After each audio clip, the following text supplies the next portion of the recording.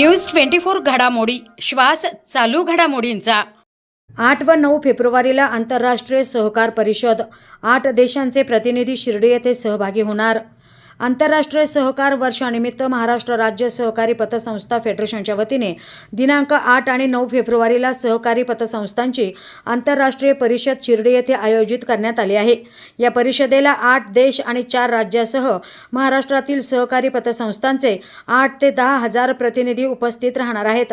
राज्य पतसंस्था फेडरेशनचे अध्यक्ष काका कोयटे, नाशिक विभागाचे अध्यक्ष वसंत लोढा यांनी ही माहिती दिली। यावेळी प्रशांत गायकवाड, किसनराव लोटके, शिवाजी कपाळे, वासुदेव काळे उपस्थित होते। या सहकार परिषदेच्या स्वागत अध्यक्षपदी जलसंपदा मंत्री राधाकृष्ण विखे यांची निवड करण्यात आली। उद्घाटन माजी खासदार सुजय विखे यांच्या हस्ते होणार आहे। 8 फेब्रुवारीला 2000 प्रतिनिधींची बैठक आयोजित करण्यात आली आहे। यामध्ये 50 महिला, 50 युवक, 50 अधिकारी आणि 50 आंतरराष्ट्रीय प्रतिनिधींचा समावेश असेल। या निमित्त धनंजय गाडगीळ यांच्या स्मरणार्थ मुंबई येथून आणि नागपूर येथून वैकुंठभाई मेहता यांच्या स्मरणार्थ दिंडी आयोजित केली आहे। या दोन्ही दिंड्या राज्यभर फिरून दिनांक 6 रोजी प्रवरानगरमध्ये पद्मश्री विठ्ठलराव विखे यांच्या पुतळ्याजवळ एकत्र येऊन शिर्डीत येतील। या दिंड्यांसमवेत सहकाराचा रथ असेल। सहकार परिषदेच्या उद्घाटनासाठी केंद्रीय सहकार मंत्री अमित शहा यांना निमंत्रण देण्यात आले आहे। राजस्थानचे राज्यपाल हरिभाऊ बागडे, मुख्यमंत्री देवेंद्र फडणवीस, उपमुख्यमंत्री एकनाथ शिंदे आणि अजित पवार यांना निमंत्रित करण्यात आले आहे। त्या दृष्टिकोनातनं ही आंतरराष्ट्रीय सहकार परिषद हे भूषणाव आहे।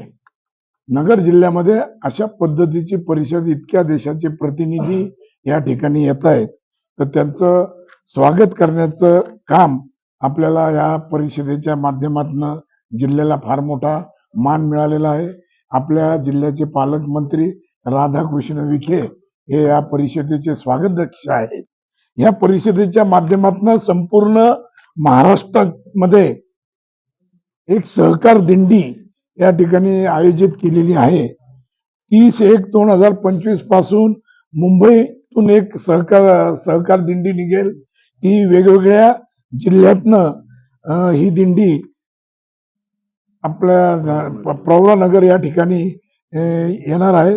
त्याचबरोबर दुसरी दिंडी ही नागपूरहून निघणार आहे। ती 29/1/25 पासून नागपूरहून ही दिंडी आपल्या नगर जिल्ह्यातनं जाऊन ही प्रवराच्या या स्थळी त्या ठिकाणी 6 तारखेला पोहोचणार आहे।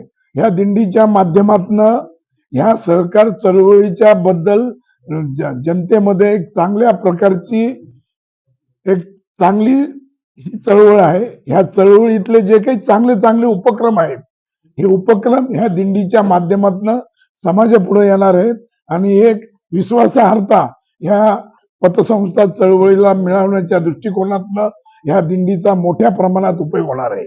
नगर जिल्ह्यात ही दिंडी होत असल्यामुळे मी आपल्या माध्यमातून नगर जिल्ह्यातील सर्व पतसंस्थांना आवाहन करतो की आपण 9 तारखेला आपल्या जिल्ह्यातल्या जवळपास 700-750 पतसंस्था यांनी सर्व ह्या पतसंस्थेचे संचालक, पदाधिकारी आणि कर्मचाऱ्यांनी या दिंडीमध्ये सहभागी, या परिषदेमध्ये सहभागी व्हायचंय।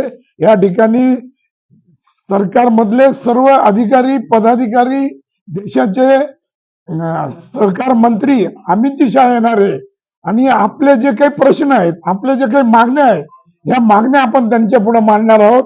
तेव्हा ह्या मागण्या आपल्या मान्य होण्यासाठी आपल्याला आपली ताकद त्या ठिकाणी दाखवावं लागणार आहे आणि म्हणून आपल्या जिल्ह्याचे सुपुत्र ह्या सगळ्या सहकार चळवळीचं नेतृत्व करतायत आणि त्यामुळे ह्या नेतृत्वाला एक चांगल्या प्रकारे बळकटी देण्यासाठी आपण सगळ्यांनी मोठ्या संख्येनं उपस्थित राहू।